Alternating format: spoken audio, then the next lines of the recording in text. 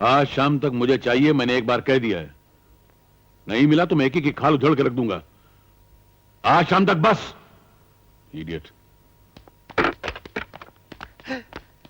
सेठ जी, सेठ जी, छोटी मैम साहब आ गई। मम्मी, बेटी तो ठीक तो है ना? हाँ। ये एकदम ठीक है माँ जी, आप किसी भी बात की चिंता मत कीजिए। उस जलील की लाश कहाँ है? माफ करना सेठ, वो भाग गया क्या? नहीं सेठ, हमने अपना इरादा बदल दिया। तुम कौन हो तो इरादा बदलने वाले? यहां मेरा इरादा चलता है, तुम्हारा नहीं। तुमको जिस काम के लिए पैसे दिए गए थे वो काम क्यों नहीं किया तुमने? सेठ, काम तो वही करने गया था, लेकिन इन बच्चों का प्यार देखकर दिल नहीं माना। सेठ, मेरा कहना मानो, इन दोनों की शादी करवा दो। निकल जाओ यहां से, निकल जाओ। अगर दोबारा इस घर में कदम रखा तो गोली मार दूंगा। निकल जाओ। जाता हूं सेठ, लेकिन इतना याद रखो, इन दोनों की शादी जरूर होगी। अगर तुमने नहीं करवाए तो हम गांव वाले मिलकर करवाएंगे। मैं कहता हूं निकल जाओ यहां से, निकल जाओ। ठीक है सेठ, ये रही तुम्हारी रकम। अरे लो ना, और मेरी बात को गौर से सोचना।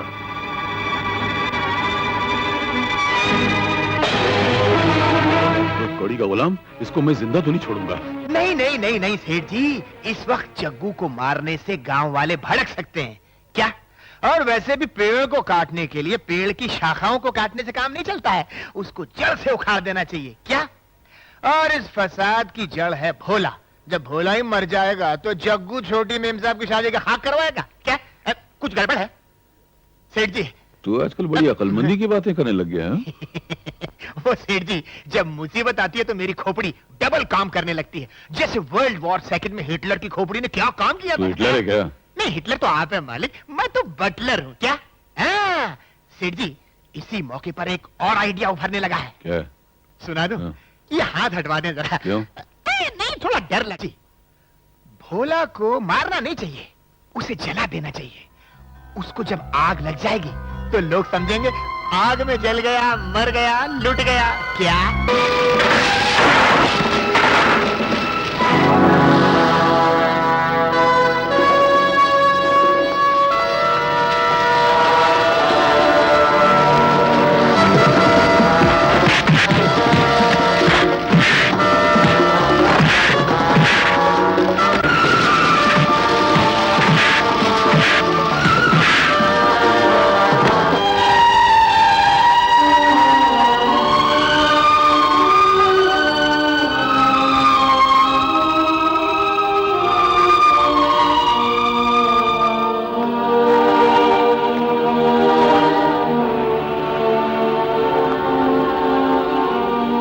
मेरी जान बचाने का बहुत बहुत शुक्रिया, लेकिन एक बात समझ में नहीं आती कि उस दिन हम दुश्मनों की तरह मिले थे और आज आपने मेरी जान बचाई। क्यों?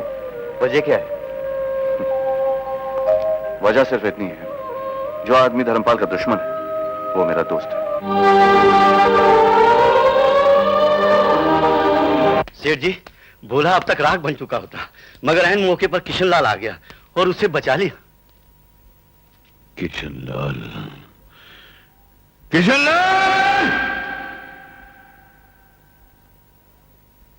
किशनलाल। हाँ। तुम्हारे सेठ से कहो कि सेठ धर्मपाल आए। जी, मैं अपने सेठ किशनलाल जी से जाकर कहता हूं कि सेठ धर्मपाल जी आए हैं। सेठ किशनलाल जी। क्या बात है, चिल्ला क्यों रहे हो? अरे सेठ धर्मपाल जी आए हैं। ओह, सेठ धर्मपाल जी, क्या बात है, वाह। इस गरीब खाने में कैसे आना हुआ? कहिए, मैं आपकी क्या सेवा कर सकता हूं? तुम सिर्फ इतना बता दो, तुम चाहते क्या हो? भगवान के लिए बताओ, तुम चाहते क्या हो? मेरी चाहत पूछने का वक्त गुजर गया है सेठ जी। आप हमारे घर आए हैं, आप हमारे मेहमान हैं। आप ही बताइए कि आप क्या चाहते हैं? मैं और कुछ नहीं चाहता, सिर्फ शांति चाहता हूं। वाह, कुदरत का कानून भी कमाल है, जो जिंदगी भर दूसरों की शांति छीनता रहा। आज वो शांति की भीख मांग रहा है। शांति किसी घोड़ी या लड़की का नाम नहीं जिसे तुम अपने पैसे से खरीद सको। शांति उसे मिलती है सेठ जी जो दूसरों को शांति दे, लेकिन तुमने दूसरों की जिंदगी में सिर्फ अशांति फैलाई है। अब तुम चलोगे, तड़पोगे, और जितना ही तुम तड़पोगे उतनी शांति मुझे मिलेगी, मुझे। सेठ किशनलाल, एक बात बताओ, आखिर तुम्हारी मेरी दुश्मनी की उम्र कितनी लंबी है? सेठ, बैर कभी बूढ़ा नहीं होता है। किशनलाल, तुम्हें शायद गलतफहमी हो गई है। तुम ये समझते हो कि शायद मैं तुमसे डर कर यहां आया हूं। मैं तुम्हें आगाह करने आया हूं कि अगर तुम मेरे लोगों को भड़का सकते हो तो मैं तुम्हारी सल्तनत में आग लगा सकता हूं जिसके बल पर तुम पागल हो गए हो। मैं अपनी इज्जत के लिए किसी का खून भी कर सकता हूं। सेठ, इस वक्त तुम मेरे घर में हो, मेरे मेहमान हो।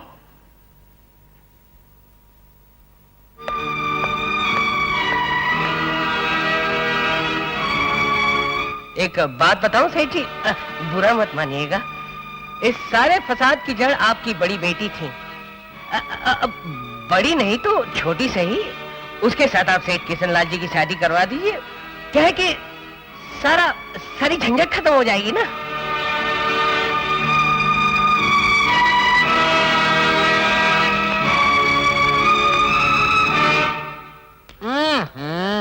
कहाँ चोर उचक के आ जाते हैं शराब खाने में। देसी दारू। क्या लेंगे सर? देखो भाई, आदमी की हैसियत देख कर लाना, कोई आलतू फालतू चीज नहीं चाहिए। विदेशी लाऊं? Black and white? यस, और सेठ किशनलाल के खाते में लिखना। Okay sir. Black and white? अरे ब्लैक लेने वाले ब्लैक एंड व्हाइट ही पियेंगे और क्या। माल है मुफ्त, दिले बेरहम, गैर का माल है उड़ाओ उड़ाओ। अपनी देसी अच्छी अंदर जाके चीर फाड़ कर देती है। ब्लैक एंड व्हाइट फट जाओगे तुम और तुम्हारे बॉस, दोनों फट जाओगे। कैसे कैसे? ब्लैक एंड व्हाइट विदेशी है? ये कुर्ता विदेशी, ये घड़ी विदेशी, ये कोट विदेशी, है? हमारी हर चीज विदेशी। और चप्पल चप्पल? मेड इन इटली विदेशी। इडली इडली सांबर? इडली सांबर नहीं, इटली इटली। ओ। मेरा बॉस तुम्हारे बॉस धर्मू की तरह कंजूस नहीं है, कंजूस। अच्छा। वो छत पर पतंग नहीं उड़ाता, हाँ। लोगों की रोटियां नहीं गिनता। दरिया दिल है, दरिया दिल। अरे थोड़ी देर। ब्लैक एंड व्हाइट विदेशी। अरे थोड़ी दे दो ना। देसी भी देसी। अरे देसी को मारो गोली जो है। क्या कंजूस, क्या तुम्हारा बात? बांस है बांस। बांस? बांस मतलब बम्बू। अरे जिस पर न कोई फल लगता है, न फूल, न आगे न कुछ पीछे। हमारे धर्म सेठ के पास परिवार तो है, उसकी बीवी है, एक लड़की है।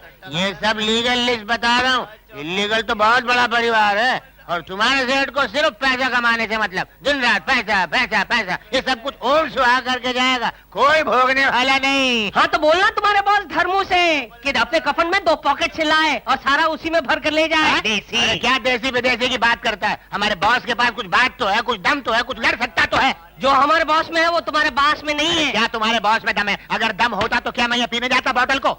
हाँ, लगे के मुंह में। हाँ, बात कर रहा है और बात करने के बाद कुत्ते की तरह भौंक रहा है, कुत्ते की तरह। समझ में आएगी नहीं बात? क्या देख रहा है? अच्छा, तो अगर ऐसी बात है तो मुझे बताओ, तुम्हारे बॉस ने आज तक शादी क्यों नहीं की? सोचो सोचो। किशनलाल, किशनलाल सेठ, सेठ किशनलाल। तुम्हारी वजह से आज मेरी बेइज्जती हुई, इंसल्ट हुआ, इंसल्ट, फिनिश, खलास, खत्म। जानते हो इसमें कितना खर्चा हुआ? 600 रुपये। हाँ। कितने? 600। 600 रुपये का खर्चा हुआ, फिर भी नशा नहीं हुआ। सेठ जी जरा बैठ जाइए। नहीं, बैठना नहीं है, आराम नहीं करना है। सेठ जी पहले ये बताओ, आज ये फैसला होना ही चाहिए। साहब हो जाएगा फैसला सेठ। पहले ये बताओ मैं कौन हूँ? जी, टिकोराम सेठ। फिर तो ये फैसला होना ही चाहिए। 100% फैसला होना चाहिए, हो जाएगा। हो जाए। दारू की दारू दारू अपना ये धर्मू है ना, धर्मू, हाँ वो धर्मपाल उसका वो सर्वन, क्या नाम है उसका, सुखी सुटिया, वो उसने मेरा इंसल्ट किया। क्या बोला उसने? पहले ये बताओ आप बड़े हैं या वो धर्मू बड़ा है? मैं बड़ा हूँ। फिर आपके पास बंगला है, हाँ है, गाड़ी है, हाँ है, जायदाद है, हाँ है। फिर बीवी क्यों नहीं है? सेठ जी उसकी बड़ी बेटी मर गई है। तो उसकी छोटी बहन रेखा के साथ शादी क्यों नहीं कर लेते?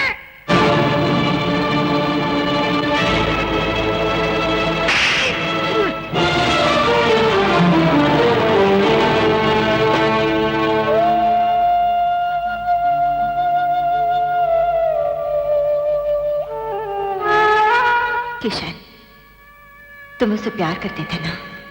राधा। प्यार करते हो ना? उस प्यार की सौगंध तुम अपना घर बसा लो। राधा। अपने अमर प्रेम का वास्ता देती हो, तुम अपना घर बसा लो।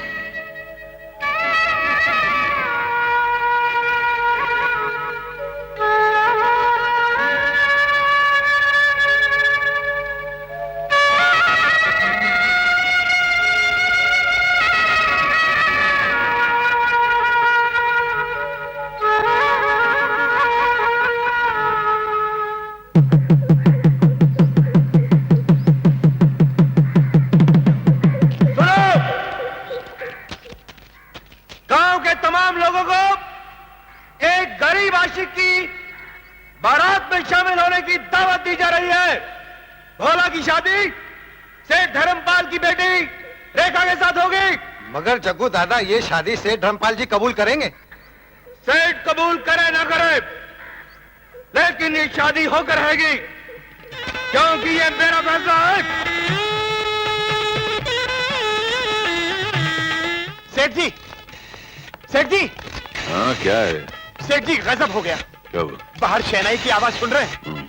गांव वालों ने तय किया है कि भोला और रेखा की शादी वो खुद करेंगे जी, और वो भी 24 घंटे के अंदर। गाँव वालों ने? जी।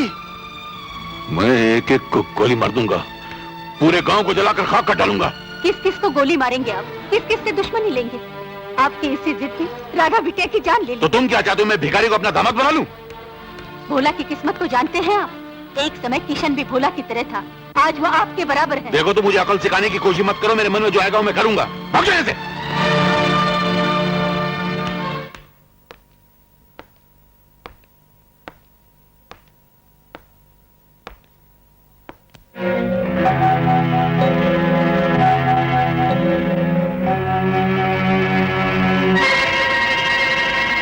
ये बेटी आपकी है?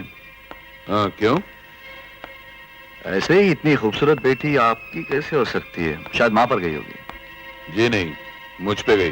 गलत फहमी।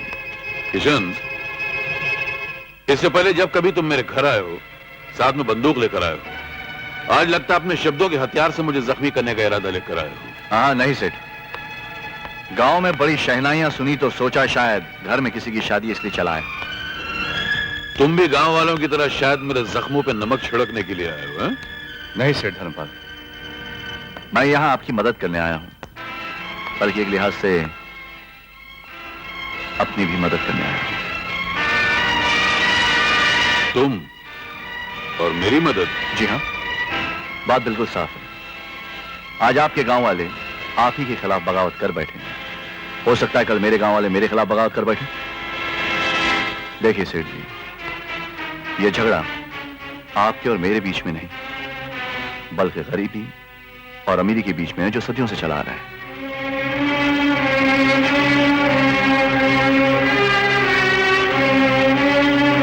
सोच क्या रहे सेठ जी?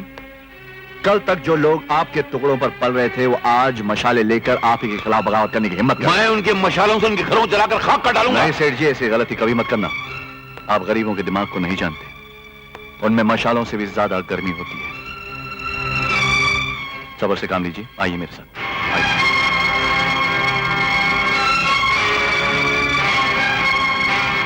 मेरे ख्याल से आपकी सारी मुसीबतों की जड़ आपकी बेटी है। वो चाहती है कि उसकी शादी किसी गरीब से हो और आप चाहते हैं किसी अमीर से। जाहिर बात है, किसी भिखारी किसी फटीचर के हाथ में अपने बेटे का हाथ कैसे दे दूं? बिल्कुल सही है, देना भी नहीं चाहिए। क्यों दें? आखिर पैसे से बढ़कर इस दुनिया में है क्या? अगर इस गांव में कोई पैसे वाला हो भी तो आप अपनी बेटी की शादी उससे नहीं करा सकते, क्योंकि सारे गांव वाले एक हो चुके हैं और वो आपकी बेटी की शादी किसी अमीर से नहीं होने देंगे।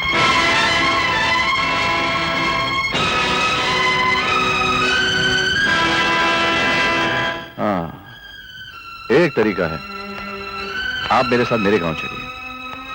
वहां पर मैं किसी दौलतमंद के बेटे से आपकी बेटी की शादी करवा दूंगा। तुम क्या समझते हो? ये जो गरीब हैं, ये तुम्हारे गांव में नहीं आएंगे? आने दीजिए, मेरे गांव में भी तो कुछ गरीब है जो मुझ पर पूरा भरोसा करते हैं। गरीब गरीब आपस में लड़ मरेंगे, अमीरों का काम हो जाएगा। मैं जानता हूं सेठ जी, आप अपनी बेटी को अग्नि के फेरे लेते देखना चाहते हैं, लेकिन आप अपनी इज्जत की वजह से अपने सारे खानदान को उसी अग्नि के अंदर झोंक देना चाहते हैं। मेरा फर्ज था आपको समझाना, बाकी समझे ना समझे आपकी मर्जी। ठहरो।